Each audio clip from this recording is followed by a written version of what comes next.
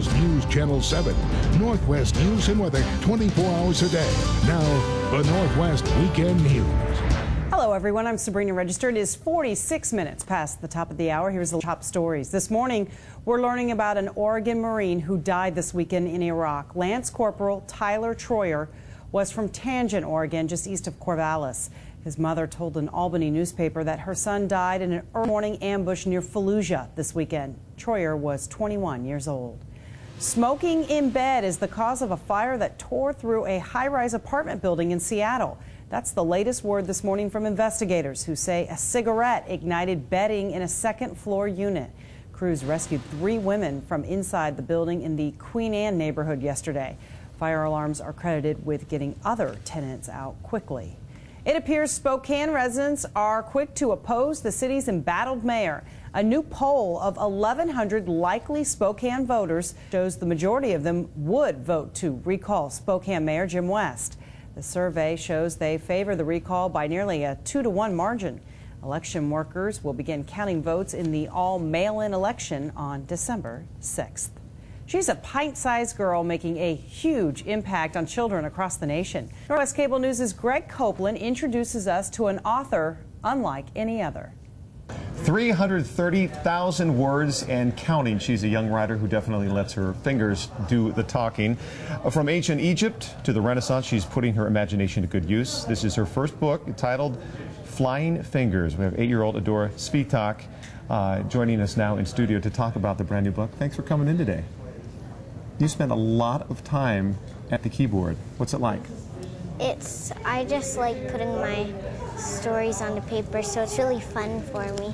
You're getting a lot of praise, not for just the amount of words you type. This is a 250-page book, but you're getting a lot of praise for the words you use and how you write. Tell me about your writing style.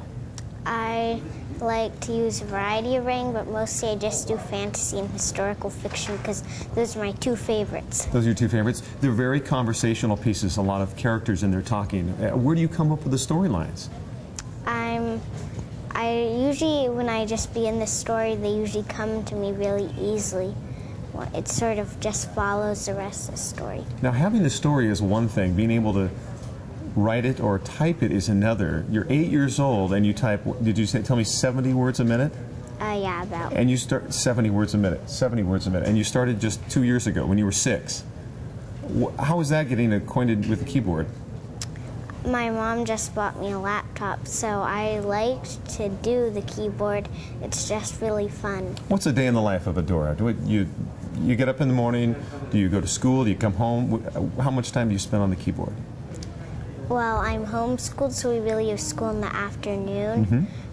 So I just spend most of the morning writing stories, and then usually I just play a little bit with my sister, read a bit, maybe draw, and then in the afternoon we have class.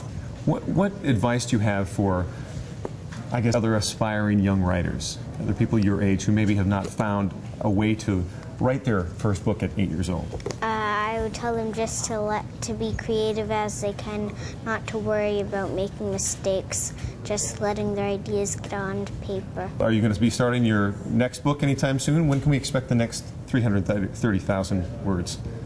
Maybe.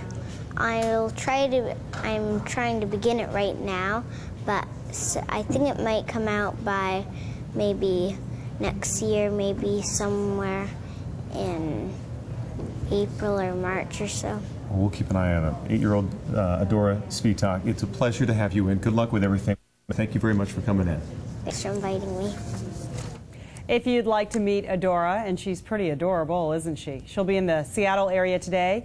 Lake Forest Park, to be specific. Just head to Third Place Books at the Lake Forest Park Town Center at 3:30 to go see her. Good morning, I'm Chris Egan. Coming up in sports, Washington State Cougars finally getting a chance to make a comeback of their own. We'll have highlights from the Apple Cup.